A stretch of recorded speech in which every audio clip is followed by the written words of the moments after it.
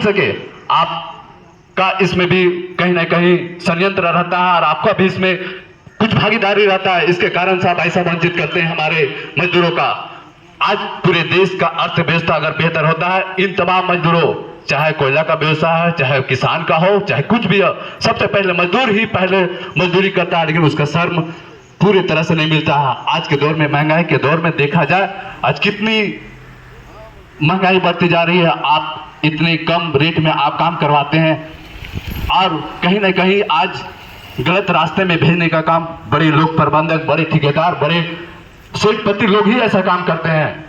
आज मानवता के तौर से देखना चाहिए और खास करके मैनेजमेंट को इतनी तरह से उनको मालूम रहता है, वो मैनेजमेंट करके आते हैं, उनकी पढ़ाई पूरी तरह से मालूम रहता है कि हमारी किस तरह से क्षेत्र में हमको चलाना है, वो सारे चीजों पर उसको नियम मालूम रहता है, तब भी हमारे साथ शोषण करता है। बार बार आंदोलन करे, बार बार आंदोलन में बैठे, तब उनका हक अधिकार मिले, ऐसा मानवता कहीं नहीं। मानवता का इतनी दुरुपयोग किया जा रहा है, इन लोगों को इतनी शर्म से बैठ गया है कि इन लोगों को कहने की कितनी कहने के लिए, तभी लोग तमाम जितने भी मजदूर गलत रास्ते अगर अपनाते हैं तो सारा योगदान उन लोगों का होता है।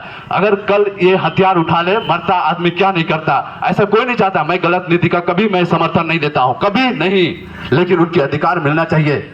आज बता देना चाहता हूं कि बड़े लोग आज जितने भी आज थाना का व्यवस्था हो, चाहे सीएसएफ का व्यवस्था हो, आज वो सिर्फ वो हमारे आम जैसे आदमी लोग होते हैं, वो सिर्फ अपने समझिए कि सुरक्षा के लिए रखे हैं, ताकि हमारे पब्लिक का भी वार करेंगे, वो हमारे सपोर्ट के लिए आएंगे।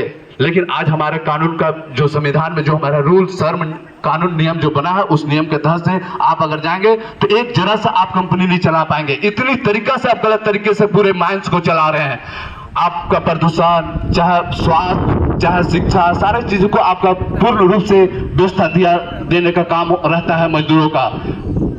इंश्योरेंस मतलब पॉलिसी, ये सारे चीजों का व्यवस्था होता है जहां पे बेशर्म होता है, लेकिन आप कभी भी आप उतनी तरह से पूर्ण रूप से मजदूरों को नहीं देते हैं। इससे देख के बहुत दुर्भाग्य होता है। मैं अगर इस क्षेत्र का तमाम मैं मुद्दे में रखना चाहता हूं, चाहे इस क्षेत्र के, ये सिर्फ बचरा सेडिंग की बात नहीं हो, चाहे आज हमारा राजधानी सेडिंग हो, चाहे कोई भी आउटसोर्सिंग कंपनियां ट्रांसपोर्टिंग कर रहा है, उनको भी मैं इस मंच के माध्यम से एक संदेश देना चाहता हूं कि आप इतनी आय रखे ताकि मजदूरों का घर परिवार चले। आज पलायन होने का ये सबसे मुख्य कारण है कि 10,000 15,000 की नौकरी यहाँ पे करती है, इसीलिए आज बेंगलोर, मुंबई जैसे लोग यहाँ से मजदूरों पलायन हो रहा है। यहाँ पे इतनी पूर्ण व्यवस्था है हमारी झारखंड में, लेकिन यहाँ के हमारे बड़े अधिकारी लोग ही शोषण के पहला मतलब कार्य वही लोग के द्वारा किया जा रहा है। और वो लोग अगर बेहतर चाहेंगे तो यहाँ का मजदूरों का पूर्ण हक मिलेगा।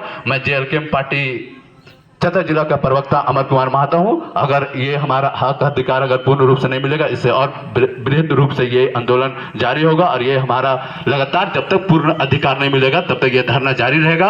और मैं इस मंच के माध्यम से एक चुनौती देना चाहता हूं प्रबंधक को, अगर आप इनका पूर्ण श्रम का अधिकार नहीं मिला तो एक इस क्षेत्र से एक कोयला भी शेडिंग से बाहर नहीं जाने दूंगा।